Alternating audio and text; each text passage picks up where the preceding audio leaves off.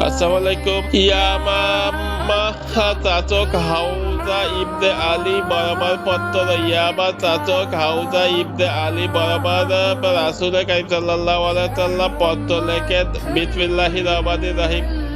আল্লাহ রাসূল মুহাম্মদের পক্ষ থেকে হাউজা ইবনে আলী বরাবর পত্র শান্তি বর্তিত হোক তার উপর হেদায়েতের পথে তলে বেঁধে রাখুন। আমার দিন শীঘ্রই স্থান পর্যন্ত পৌঁছে যাবেন এখানে উট কিংবা ঘোড়ার খুর পৌঁছে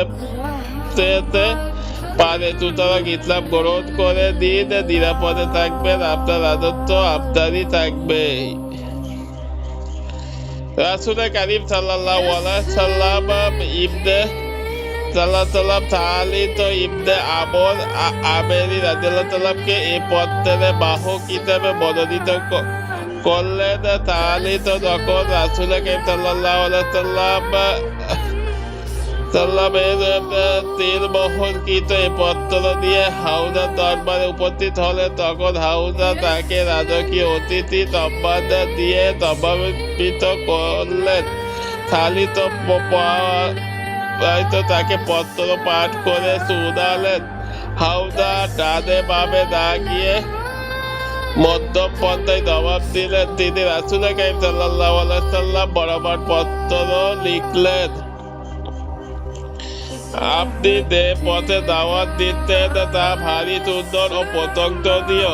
আমরা আমাদের বেজায় ভয় পাই, তাই আপনি কিছু কাজ আমাদের জিম্মাদারিতে দিয়ে দিন, আমি আপনার অনুসরণ করব। এরপর তিনি খালিদকে কিছু উপঢৌকন দিলেন এবং খিজরের রেশমি কাপড়ের হাতিয়া দিয়ে পাঠিয়ে দিলেন। খালিদ রাসূল কারীম সাল্লাল্লাহু আলাইহি ওয়াসাল্লামের দরবারে এসে পুরো ঘটনা খুলে বললেন এবং রাসূল কারীম সাল্লাল্লাহু আলাইহি ওয়াসাল্লাম কে তার পত্র পাঠ করে শোনালেন। রাসূল কারীম সাল্লাল্লাহু আলাইহি ওয়াসাল্লাম পত্র পাঠ শেষ করে বললেন, সে যদি একটুকু মাটিও আমার নিকট দাবি করে আমি তাকে তা দিব না, সে নিজেও ধ্বংস হবে আর যা তার হাতে তাহ